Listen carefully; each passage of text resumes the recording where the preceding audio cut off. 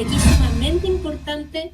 Hola Rocío, ¿cómo estás? Un gusto. Buenas tardes ya. Buenas tardes, Gerard. ¿Cómo estás? ¿Cómo ha Bien estado tu también. día, tu semana? Bien también, súper. Aquí trabajando harto, haciendo muchas cosas. Y qué mejor que aprovechando el fin de semana para tocar un tema muy importante que es la renta tradicional y la renta corta. Muchos quieren saber de esto, es una pregunta que me hacen seguido en las redes sociales. Así que sin más, aprovechando a Rocío que tiene una ardua y una gran trayectoria como corredora, ella le voy a dar el espacio para que se presente. Así que sin más me gustaría ya darte el espacio para que te pudieras presentar porque esta conversación se viene con todo. Gerard, muchas gracias por la invitación. Les comento a todos nuestros auditores, ¿ya? Y la gente que nos está viendo en este momento. Bueno, mi nombre es Rocío Correa, trabajo en el tema de corretaje de propiedades. Mi trabajo hace 10 años como corredora de propiedades. Mi especialidad es residencial. Veo todo lo que es venta, arriendo y administraciones en la zona oriente de Santiago. Impecable, Rocío. Súper bien. Una ardua trayectoria. Nosotros nos conocemos de un evento que hicimos en Santiago y hicimos match de inmediato. Por ende, hemos discutido este tema y muchos otros que vamos a seguir mostrando en algunos de nuestros videos. Pero para partir este tema tan controversial y a la vez tan demandado, me gustaría hacerte unas preguntas, Rocío. Partiendo por una pregunta típica y saber cuáles son las principales características que tú encuentras que debe tener un buen arrendatario en renta tradicional. Cuéntame un poco de eso. Claramente un buen arrendatario en renta tradicional tiene que tener tres principales características, ¿ya? La primera es que tiene que tener capacidad de pago, ¿ya? Eso significa que su sueldo en el fondo debe lograr cubrir al menos 3 veces el valor del arriendo, tanto en arriendo más gastos comunes, ¿ya? La segunda característica es que tiene que tener un cuidado por el inmueble, ¿ya? Y eso se ve en la entrevista presencial que yo veo junto con el postulante, por así decirlo, al arriendo. Y en tercero, que requiera vivir ahí por razones, por motivos familiares, que su familia, sus amigos, sus cercanos estén cerca, o por motivos laborales. Se parece, bueno, si bien no es lo mismo, pero por renta corta, uno para poder ver un perfil, la idea es verificar. Las cuentas se verifican. Si la persona no está verificada, yo siempre digo en Airbnb, adiós. También saber que la persona que está verificada tenga algún tiempo en la plataforma de, en este caso, Airbnb y alguna que otra reseña de otro anfitrión que haya calificado ese huésped. Ahí uno puede tener algún tipo de información para poder segregarlo. Pero de partida, si el perfil no está verificado, adiós. Así que también hay formas de poder elegir al huésped, en este caso al buen arrendatario. Claro. La otra pregunta que quiero hacerte, Rocío, es ¿qué medidas tú tomarías para asegurarte de que un buen arrendatario cubre el dividendo con el canon del arrendamiento? ¿Cómo lo haces tú? Primeramente le preguntamos al propietario en el fondo cuál es el valor del dividendo. Ya, eso es lo primero. Y lo segundo, hacemos una evaluación de arriendo que en general logra cubrir ese dividendo. Ya te lo digo en general porque en los últimos 3 años y por el efecto de la UF no ha sido así. ¿Ya? Pero en general todas las propiedades que hemos gestionado y que son muchas ya en este momento, siempre logra cubrir o en su defecto un pedacito, cuando te digo un pedacito serán 20 o 30 lucas que salen del bolsillo del propietario. Bueno, acá en renta corta, si bien se cubre completamente el valor del dividendo si eliges una muy buena propiedad, también tienes otros costos asociados que son costos literalmente, algunos costos variables, costos fijos, como es el trabajo de la administración si lo estás delegando, que es alrededor de un 25, un 20%, que eso no lo tienes en lo que es renta tradicional. Si no lo haces también con corredor o lo haces con corredor, ese costo no existe. Acá tienes que gastar ese dinero y también en housekeeping, que es personal de aseo.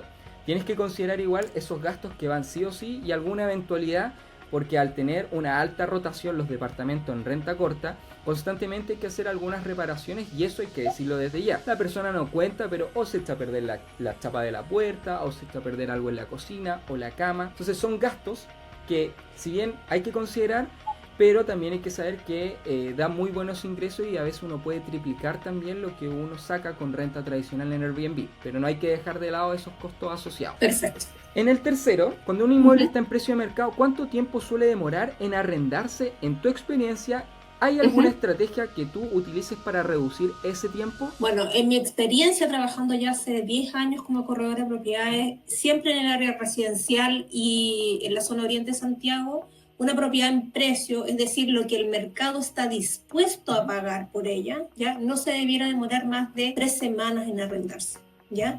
Y con un buen arrendatario. ¿ya? Y para eso, en el fondo, tenemos, yo diría que la mejor estrategia es hacer un análisis. El análisis, básicamente, en términos de cómo esta propiedad se comporta en relación a las que están alrededor y en relación a la comuna en la cual estamos estudiando, siempre comparando características similares de la propiedad, 2 dormitorios, 2 baños, 3 dormitorios, 2 baños, o 1 dormitorio, 1 baño, siempre igual, ¿ya? Y con los resultados explicarle por qué llegamos al valor determinado del propietario, muy importante. Y lo tercero en la práctica es cómo llegamos a ese resultado, es lograr la mayor, por así decirlo, el mayor alcance de publicación, no solamente en los portales, sino que también en las redes sociales, siempre enfocado al grupo objetivo al cual tenemos pensado llegar con esa propiedad. Eso que dice, la verdad que tienes mucha razón, porque el público objetivo, o sea, el target, a la persona que uno quiere ir, es a donde uno tiene que apuntar, porque uno no puede una propiedad, por ejemplo, que está en cierto lugar, vendérsela o arrendársela a cualquier persona. Acá uno igual hace esa segregación en Airbnb, pero lo importante es que uno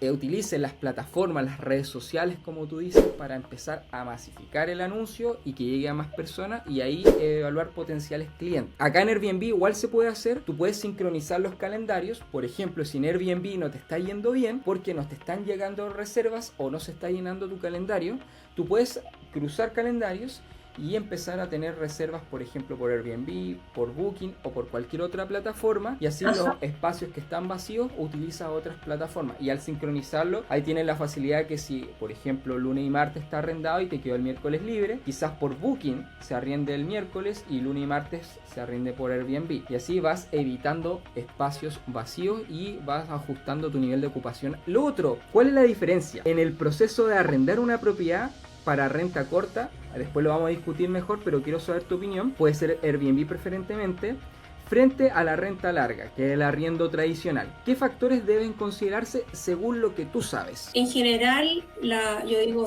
hay hartas similitudes, pero la gran diferencia diría que primero, todo lo que es renta corta es un amoblado, sí o sí, que tiene que ser un lindo amoblado, un amoblado cálido, que guste, que atraiga, ¿ya? Y lo segundo es el timing en el West. En una renta larga mínimo te digo, pueden ser 6 meses, 1 año, lo tradicional es 1 año, 2 años, en fin, pero en renta corta, ahí tú eres el experto, pues. Bueno, yo siempre digo, cuando hago las asesorías de, en este caso, Airbnb, y pronto hacer un curso que voy a estar ahí entregando por mis redes sociales, la idea es que tú tengas 3 pilares, que son lo importante, que es el design, que es el diseño, si bien como tú lo nombraste, todo entra por la vista. Nuestro cerebro primitivo generalmente entra por la vista, la paleta de colores, las fotos, etc. Entonces el diseño es muy importante.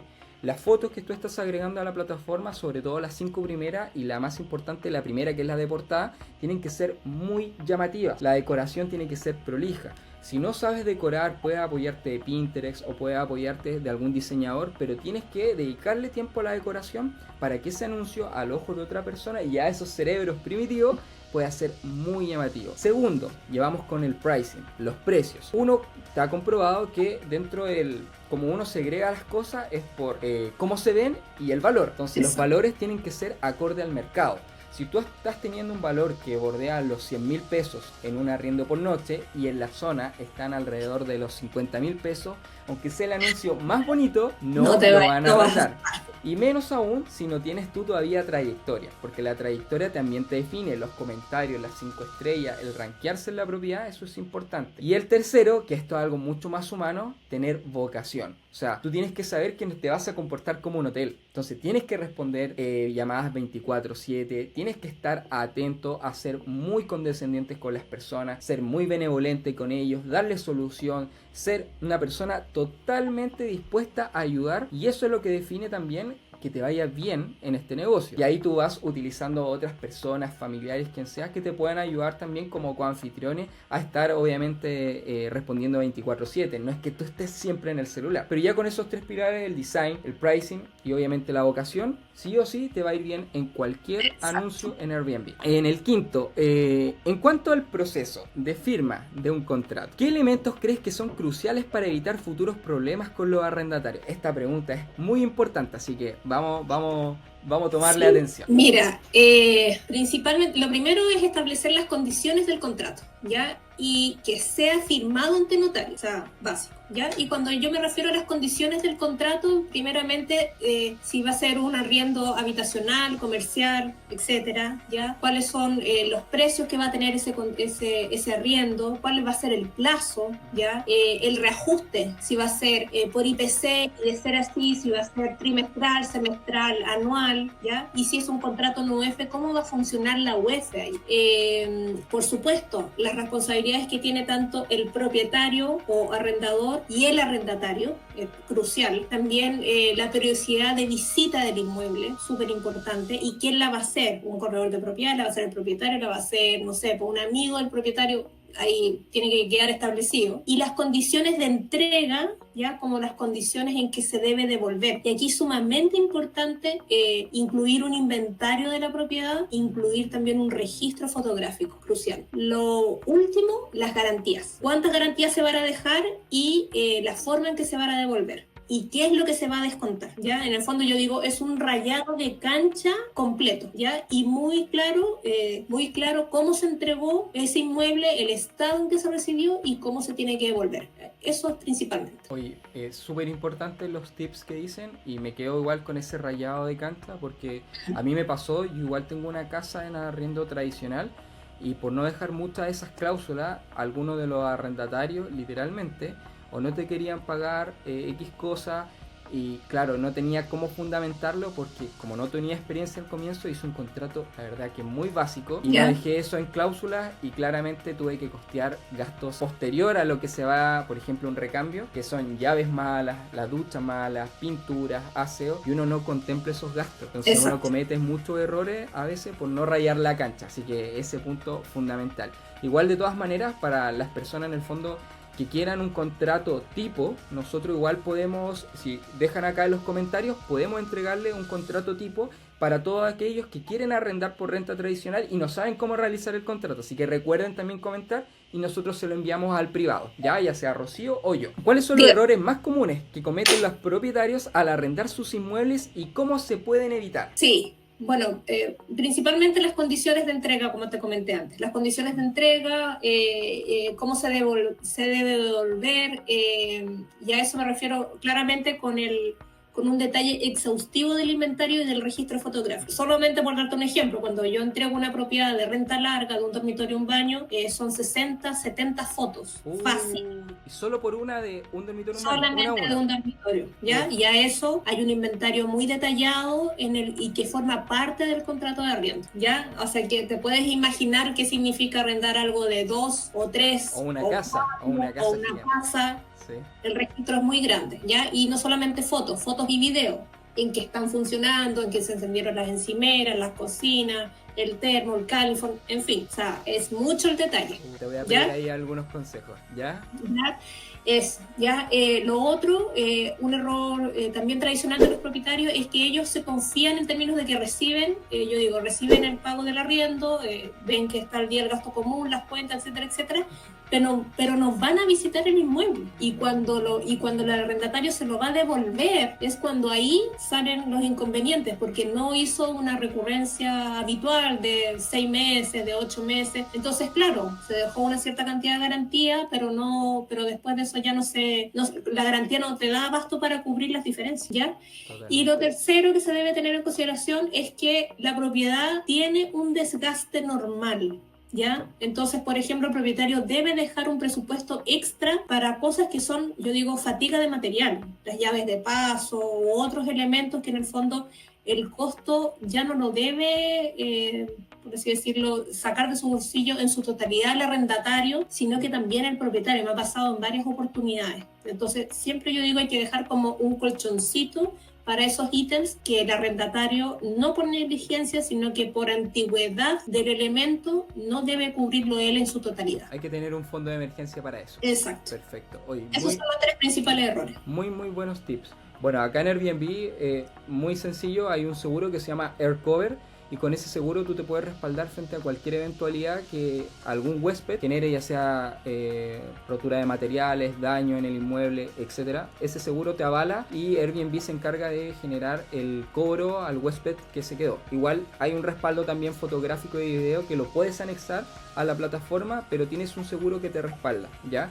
No así en Booking o en otras plataformas, pero Airbnb a mí me gusta porque me ha funcionado y siento que es uno de los mejores seguros que te avala como anfitrión. Rocío, ya terminando con la última pregunta, me gustaría saber qué importancia tiene la verificación de antecedentes y referencia de los arrendatarios antes de firmar un contrato. Perfecto, bueno, crucial, revisar toda la documentación, ver, llamar a las empresas en las cuales están trabajando esas personas para ver y verificar que en el fondo estén vigentes los contratos y la persona esté trabajando ahí, ¿ya? Y muy importante, el certificado de ICOM Platinum, ¿ya? Ese certificado te permite en la práctica revisar el comportamiento de pago que ha tenido ese postulante al arriendo. Entonces, de esa manera tú te quedas mucho más tranquila porque, yo digo, es una revisión en 360 grados de muchos aspectos que hace el arrendatario y que en la práctica uno no lo ve habitualmente. Sí, yo siempre he dicho el DICOM, el 360 o el Platinum, ¿sí? ve tu pasado y el informe de deuda de la CMF ve tu futuro. Entonces, yo quiero ver tu pasado, DICOM 360, yo quiero ver tu futuro, certificado de la CMF, los juntos. Y ahí ya no se me escapa nada. Exacto. Igual me pasó también que una vez cuando le pedí un certificado, por ejemplo el de las cotizaciones, a veces hay lagunas, o cuando le pides, por ejemplo, el de la AFP, generalmente esos certificados pueden venir vencidos o pueden estar duplicados. Es muy fácil duplicar ese documento. Entonces uno con el número de verificación, uno entra y puede corroborar si el certificado es legal o no. O sea, eso igual pasa mucho y ya cuando la persona tiene esos indicios raros con la UNA, que está duplicando algo, no concuerda las boletas, o como tú dices, no te quiere pasar el Platinum o el CMF, no quiere entregártelo, yo inmediatamente, chao. Chao, exacto. Chao. No es un cliente que me interese que quede calificado. Exacto, acá al menos en Airbnb es un poquito más fácil porque como te comentaba al comienzo, si el perfil es verificado, genial, y si no es verificado yo lo descarto. Algunas personas toman los no verificados para igual tener más reserva, pero yo busco de alguna manera asegurarme que esa persona es fiable y que pasó por un proceso de verificación. Podría decir en ese caso que Airbnb es más sencillo. Bueno, la última pregunta, ¿cómo tú gestionas la relación con el arrendatario durante el tiempo que dure el contrato para poder asegurar que el inmueble se mantenga en buenas condiciones? Bueno, básicamente para todas las propiedades que yo tengo en administración, siempre hay que tener una buena relación con el arrendatario, ¿ya? Y para ello, en la práctica, le recordamos también las mantenciones que tiene que hacer al inmueble. Entonces, en la práctica vamos creando como un historial del inmueble. Perfecto. Es como bien importante eso. Bueno, yo en este punto concuerdo mucho con Rocío, no solo en renta tradicional, en renta corta. Tú tienes que ser muy afable, muy condescendiente con la persona que tú estás entregando el servicio, porque son personas. O sea, cuando nosotros estamos trabajando con personas, uno tiene que tener mucha inteligencia emocional.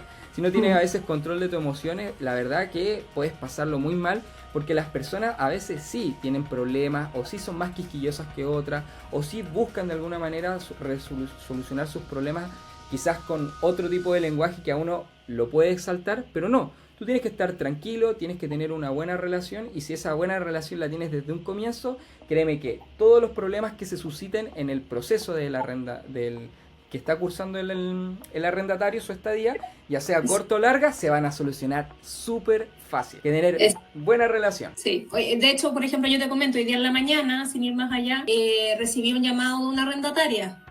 Ahí yo digo, ahí están las confianzas y las relaciones. Llama y me dice, Rocío, se me quedó la llave adentro del departamento. ¡Wow! Yo digo, estos son los momentos de verdad. ¿Y qué es lo que yo hago? Bueno, le mando al tiro los contactos de proveedores que yo ya tengo y que me pueden solucionar el tema. Le mando al tiro el contacto del cerrajero y más ratito lo voy a llamar. ¿Cómo le fue? ¿Cómo está ahora? Sacó la llave. Yo digo, es algo tan simple, que en el fondo es empatizar con el problema que tiene el arrendatario, pero que de verdad a esa persona la estamos ayudando. Oye, increíble. A base de esa experiencia, a mí también me ha pasado. Gerald, no me funciona la clave de esto. O Gerald, no sé qué. Uno tiene que tener soluciones SOS, ¿ya? Yo, por ejemplo, tengo cerraduras electrónicas y muchas veces me pasan que los huéspedes a veces son adultos mayores y no saben cómo digitar los números. Yo tengo una cámara que obviamente apunta al exterior y tiene un speaker. Entonces yo por el speaker de la cámara le hablo y lo ayudo de manera literalmente in situ a la persona y ahí se soluciona de inmediato. Porque entre que lo llamas esto no sabes, pero cuando lo ves con la cámara y ves lo que estás haciendo, genial.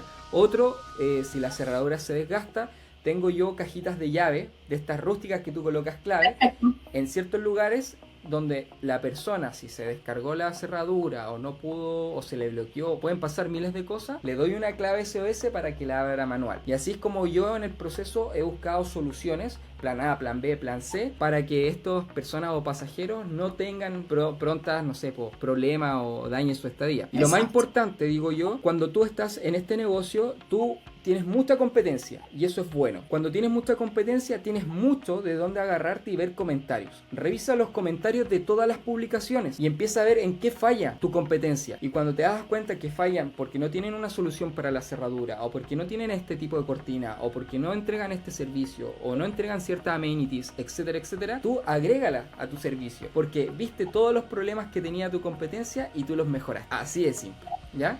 Y como para terminar, me gustaría hacer como un resumen, porque ya vimos que la renta tradicional es buena, la renta corta es buena, sí, tiene sus pros y sus contras como cualquier negocio, pero a mi opinión, de ahí te voy a ceder la palabra, yo creo que el factor más importante a considerar si tomar renta corta o renta larga es un depende. ¿Y en qué depende? Depende de la persona. Hoy día vemos que todos están vendiendo la renta corta como si fuera la panacea y que es algo que literalmente va a mejorar tu calidad de vida. Y tienes que saber que todo es moda. Y si hoy día renta corta no funciona, ¿qué va a pasar con tu propiedad? Se va a ir a cero. Por ende, tú tienes que buscar, para mi opinión, después no sé si tú opinas lo mismo, Rocío, un lugar mixto. Que si la renta corta no funciona, tú te puedas ir a renta tradicional y mantener neteado el valor de tu dividendo y vivir tranquilo. Pero si la renta corta no te funciona y tienes que sacar casi el dividendo completo de tu bolsillo o la mitad de este, porque el arriendo no lo alcanza a cubrir en renta tradicional, estás haciendo un mal negocio. Tienes que ver las dos caras de la moneda y mantenerte en una zona intermedia. Exacto. Y para eso yo digo, yo diría que hay 3 tips muy importantes. Primero, y que lo han dicho en muchos lugares, es la ubicación del inmueble. O sea, que te sirva tanto para renta corta como para renta larga. Lo segundo es el amoblado que tienes. Yo digo, ok, terminaste renta corta, no te fue fiable, etcétera, etcétera. Bueno, cuando compres esa propiedad, cómprala con bodega, porque eso te va a permitir guardar en bodega, arrendar el departamento con estacionamiento o sin estacionamiento, pero la bodega, crucial, ¿ya? Y lo tercero es la rentabilidad que quiera tener ese propietario. Eso yo diría que son los 3 tips más importantes, y si tiene la capacidad, porque para renta corta, como tú bien lo dijiste, tú tienes 2 opciones, o la haces tú, ¿ya? O le pagas a alguien, y ahí el costo se te sube, se te eleva, etcétera, etcétera. Es eso un poco lo que tiene que evaluar el propietario en términos de decidir. Como dice el gringo, location, location, location. La ubicación es importante, pero todo lo que comentamos acá es a considerar. Así que, modo resumen, depende. O sea, tú tienes que, frente a todo lo que conversamos acá, elegir que tu propiedad sea buena para los dos lados. O sea, tanto para renta corta o renta tradicional, pero nunca cerrarte con una sola, ¿ya? Porque no sabemos lo que pueda pasar a futuro, ¿ya? Sin más, igual me gustaría agradecerte, ya, por este espacio, por este momento. Yo creo que vamos a tocar muchos otros temas que son fundamentales para que puedan estar atentos. Lo invito acá a suscribirse tanto a mi canal como el de Rocío y a seguirnos en las redes sociales para que puedan ver mucho más contenido de valor, que no solo de inversión inmobiliaria per se, de otros temas en particular, y a próxima entrevista que vamos a estar haciendo, ¿cierto, Rocío? Exacto, así que bueno, síganme, yo estoy en Instagram, Rocío Correa Propiedades, ahí me pueden seguir, me pueden consultar. También si quieren me pueden dejar abajito y les mando un correo, un contacto, un WhatsApp, por supuesto, que estamos respondiendo siempre a todas las personas que necesiten arrendar, vender o administrar su propiedad en la zona oriente de Santiago. Súper. Y bueno, sin más, recordar que si quieren algún contrato tipo, que lo tenemos, lo podemos enviar al privado, solo tienen que comentar aquí en el video, y también si tienen dudas, consultas, déjenla aquí en los comentarios, ¿ya? Eso, Rocío. Oye, muchas gracias, nos estamos viendo y que estés muy bien.